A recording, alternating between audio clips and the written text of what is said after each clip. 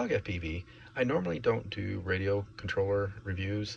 There are other content providers that do a much better job than I can. Joshua Bargle comes to mind, or Albert Kim. They can really get into the nuts and bolts on how to most effectively use an RC controller. But when it comes to the Pocket, I just felt I should give my thoughts on it. I was looking for a smaller secondary radio controller that I could just throw into a small carrying case with a whoop, batteries, and a pair of goggles, and don't have to worry about damaging switches or anything like that. And so I saw the Pocket Radio for $65 US and the Express LRS version. I thought, well, why don't I check this out? And I was very pleased with my purchase, so I thought I would just give you my thoughts on this radio. In the box, you get the radio itself, you get some springs that change the tension of the gimbals, you get a USB-C charging / programming cable, you get a carrying pouch, you get some stickers, and then you get a Pocket quick start guide. Quickly going through the features, it does have a nano size module bay. I happen to have this FR Sky module that will just slide into here.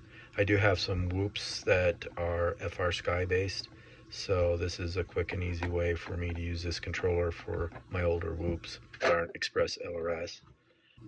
So on the front of the radio, you have some push button switches.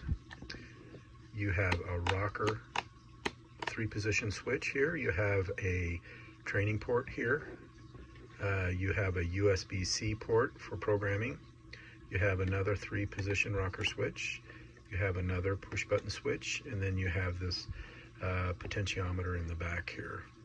And then the antenna itself flips up and you can rotate it, which is quite nice. So it packs down really small. Another thing I like about this antenna is that when it folds down, when you have like another module, it nicely fits into the groove of the antenna. So for this FR Sky module I have here, it nicely fits into this channel. Moving to the face of the radio, it's a typical RadioMaster layout. Here's the gimbals. What's nice, these stick-ins just unscrew quickly, and then you can stow them away in these pockets on the side for transportation. You have the LCD screen here, which is quite bright. You have a lanyard hoop. You have a little joystick for trim on both left and right hand side. You have the power button on off. Then you have the system button. You have the return button. You have the page forward, page back, and telemetry, the model push button, and then you have the menu select wheel here with push button capability. So this is what navigates through the menus, and then the selection is a push. And then it has a speaker, which actually is quite clear, and I was surprised how good the speaker sounds. Then moving to the back of the radio, you have an audio jack, you have the USB-C charging port here, and then you have the SD card slot. And so that's the layout of the radio. So when you power on the radio, it has these internal lights. Then if we go to the model selection, which I thought was really impressive, I went to the FPV drone model, and it was set up just like I need. I didn't have to do anything other than put in my passphrase. I did update to the latest version of Express LRS. I didn't have to because it would have been compatible with the model that I have, but I went ahead and updated to the latest. But really, literally, the only thing that you would have to do is just put in your passphrase, and you would be able to bind to a model if you're using Express LRS. I was pretty impressed. So this thing is really easy for a new pilot to use. So kudos to RadioMaster on the models that they selected.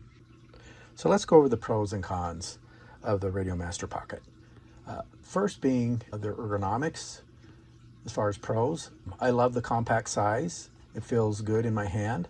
Even though I'm a pincher, I can still use this radio controller without a lanyard because of its lightweight.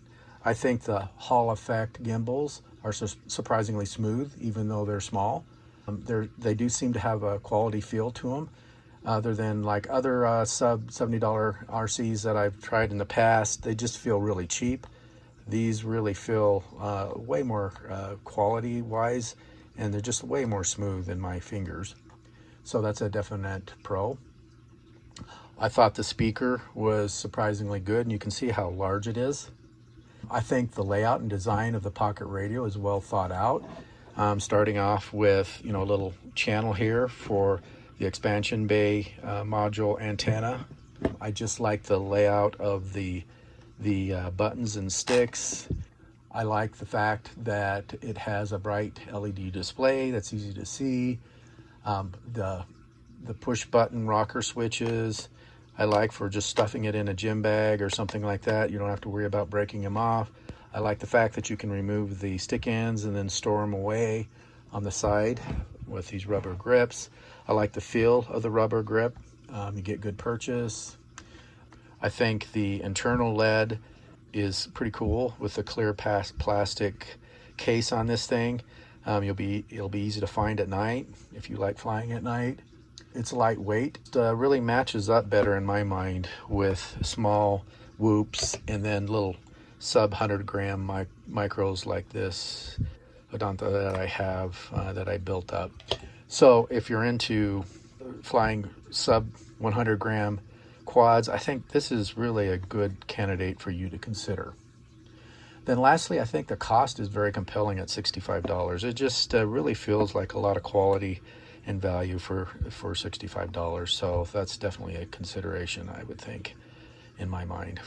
Especially for if you're a first-time pilot, you're not spending a lot of money on a radio controller. So let's go over the cons.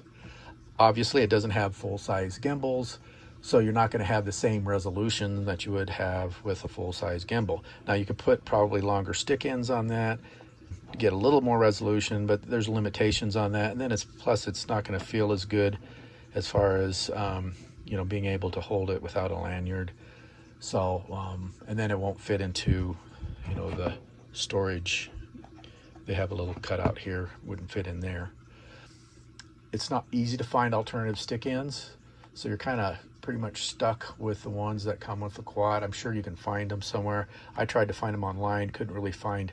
I found some that are longer, extended, but they still had the same end. So if you're like a thumber, you might not like it that it's so small on the top. Another con is it's only 250 milliwatts for the transmitter, and so for some that might be a con. Of course, you could use the expansion bay if you wanted more power, but if you're flying only whoops, you're not flying those a long ways away anyway, so it's not a big deal for me. Another obvious concern some people would have is the small screen. I don't mind it. I'm not looking at my screen all the time, so that's just a niggle for me. The small screen is fine, but for others that might be a problem. Also, I'm not sure why they went with this small lanyard loop here. There's a lot of lanyards. I have a newbie drone lanyard that won't fit in that, so you have to get a lanyard with a smaller clip end. So that's a minor niggle. So what are my conclusions on the Pocket? If you're looking for a sub $70 controller that is not just junk, this fits the bill. If you're looking for a secondary RC controller for small micros or for sim work, this is a good candidate. If you're looking for something you can just throw in a backpack and go, this is an RC you should consider. So what I'm going to say next is for mature audiences only. So you young'uns, close your ears. I actually have arthritis, and I don't want to sound like an old fogey, but I started out with larger RCs, and then as time has marched on, I progressed to smaller and smaller radios. In fact, my daily driver is a Zorro right here, which is my daily driver. So why do I use it? It's smaller in size, and my hands get a little stiff after flying for a while. I still have to use a lanyard with that, but with this little pocket, I don't. Now, is this going to replace my Zorro? No, it's not. But as a secondary radio for flying whoops, I think I will be using it quite often. It's just so easy and convenient to have it around. And as you can see, the size and stuff really pair well with whoops and little sub 100-gram quads. So is this radio for everyone? Obviously not. A serious 5-inch freestyle pilot practicing spang, this is probably not the radio for you. I mean, I wouldn't even go there with it. The sticks and the gimbals just don't have enough resolution for what you need for doing really accurate freestyle. If you're a racer, obviously, this is probably not a radio. Other than if you're whoop racing, I would say yes, this is probably something you should consider. Because usually whoops, at least my experience, I don't race whoops, but you're usually way high in the throttle anyways. And so the motors don't have enough thrust to where you can get the resolution that larger gimbals would provide. So, I think for whoop racing, going to a bar that they set up some gates and stuff that you just want to play around at a whoop race. Would I recommend this for someone as a beginning RC? And I said I would think definitely yes. For a new pilot, a lot of times you're not sure if you want to stay in the hobby. Even spending, what is a boxer? Over $100. And then by the time you put a battery in it, you're into, $150 approximately. For somebody that's a new pilot that just wants to see whether or not they like the hobby or not. And it's just, my point is you get a good value on this for just $65. It's just not junk like other really cheap radios are. And so definitely I give this one 2 thumbs up. As a secondary radio, or for those who like flying small micros like whoops and little quads like this one here. So with that, I greatly appreciate you tuning into my channel.